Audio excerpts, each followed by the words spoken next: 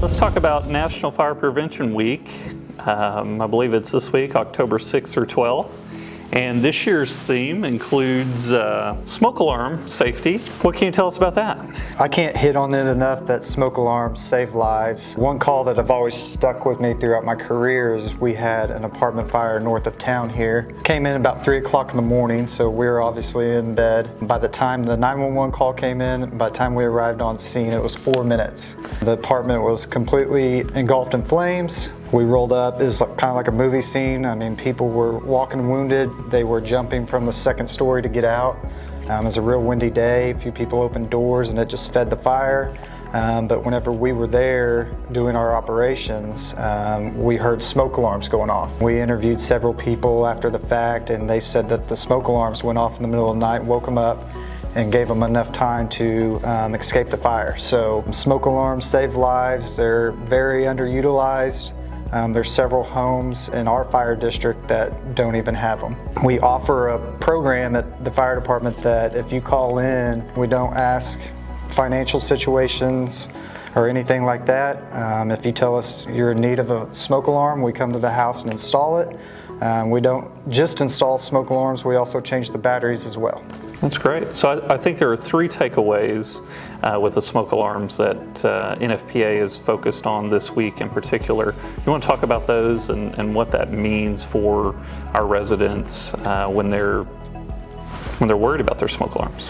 Yeah, so they require you to replace them every 10 years if they're 10 years of age. Test them every about once a month. Just hit the test button, make sure they're working. And then an easy thing to remember for the batteries is just do them every time change. We've got a time change coming up, just switch the batteries out. It's real simple to do, and if you know, you can't change them out yourselves, you can always call the fire department and we can come out and change them for you. And then whenever we install smoke alarms, we also write a date on the side. There's a little sticker and we write the date. The residents can check the date on their smoke alarm, so if they're outside 10 years, call us, we'll come replace them. When you install the smoke alarms, where are they required in the homes per the code?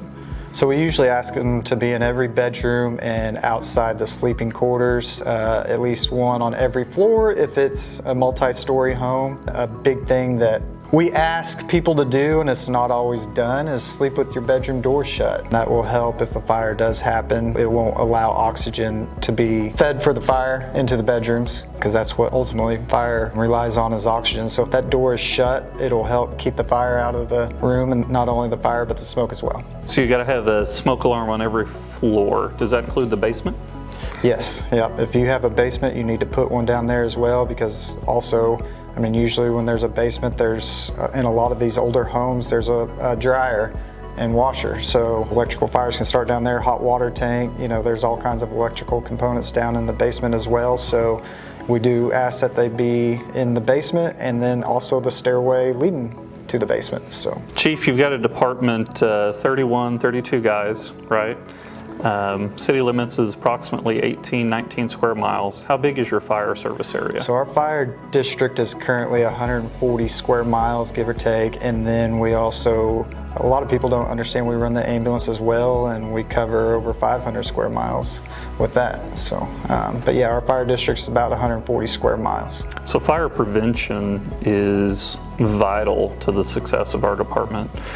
Making sure that, you know, those smoke alarms are in place and we've got that early warning detection system can literally not only save lives but also save response times. So that way you're not heading out.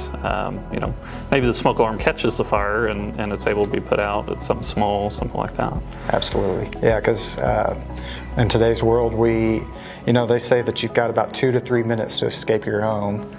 To save your life. So smoke detector is just as crucial to have them so they can alert you to get out. And then we also recommend whenever you're at home with your kids, it's an acronym we call EDITH, and it's escape drills in the home. Practice it every time you change out your smoke detector batteries. Have a plan in place for where you meet outside the structure. Whenever you do escape, you can do a quick head count, make sure everyone's there. Usually whenever there's an emergency, people's heart rates tend to go up and you don't always make clear decisions. So the more you practice that and have that repetition, the better you'll be prepared.